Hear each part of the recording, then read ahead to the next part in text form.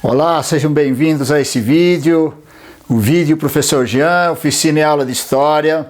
Nós vamos continuar com os vídeos falando a respeito do Egito, né? Isso aqui é uma continuação e você que vai se preparando para fazer o Enem, você que está se preparando para fazer um vestibulinho, você professor que também precisa incrementar suas aulas, não é mesmo?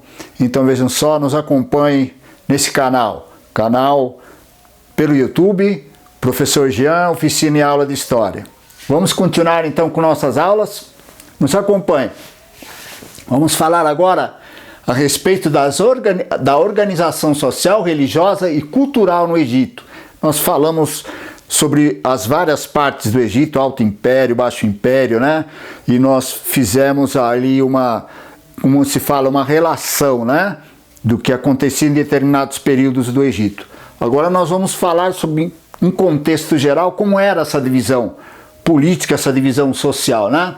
E cultural, religiosa e cultural, né? Então vejam só, vamos exemplificar isso colocando aqui uma pirâmide, chamada de pirâmide social, né? Lá no topo da pirâmide está o faraó, que é aquele ser supremo, representado como um ser supremo, não é? E que tinha justamente a incorporação viva de um Deus, né? Ele era representado assim, né? Era o máximo, né? Então no alto da pirâmide aqui estava o faraó. Logo depois, abaixo dele, vinha a nobreza, né?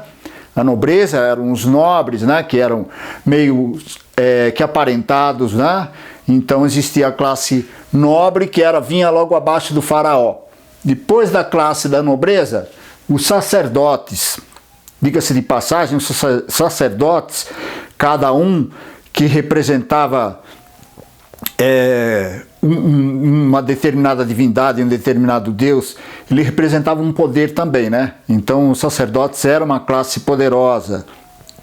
Diga-se de passagem, nós já falamos aí a respeito num outro vídeo aí, de que houve um contexto, né, de um faraó com a classe nobre, e esse mudando um tipo de um deus para um deus único, e depois o descendente dele, na realidade, retornou da mesma forma política, né, retornou ao mesmo deus, né? Então nós temos aqui a divisão faraó, nobreza, sacerdotes. Depois vinham os escribas. Os escribas, né? Os escribas, eles escreviam, né? Escreviam no papiro, né? Descreviam não só a própria história do Egito, né? Que é muito importante, né? Mas descreviam qualquer acontecimento importante. A visita de um rei no Egito, né? A chegada, por exemplo, dos judeus, né? Do povo judeu ali naquela região, né? A colheita, né? Um ano que deu mais colheita, quantas sacas estavam dando, os impostos que eram pagos, né? Tudo isso era descrito pelos escribas. Então eles também eram uma classe importante, né? Que estava aqui situada na metade da pirâmide social, né? Tá? Depois vinham os soldados, que é lógico, né? Que um governo se faz também com os próprios soldados, não é mesmo? Que é a segurança, né, do povo, segurança do próprio rei, não é? Segurança do reino, né?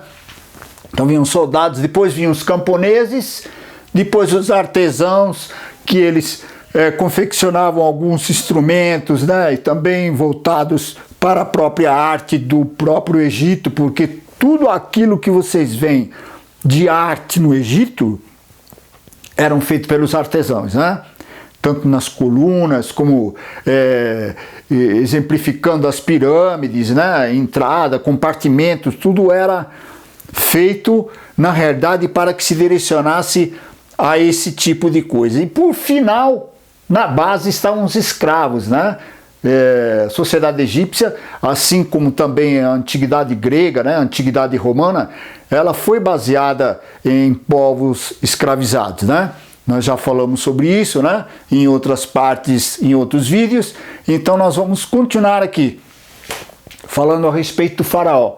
Aquele que é o sumo sacerdote, que é o sumo comandante, aquele que é o rei, né?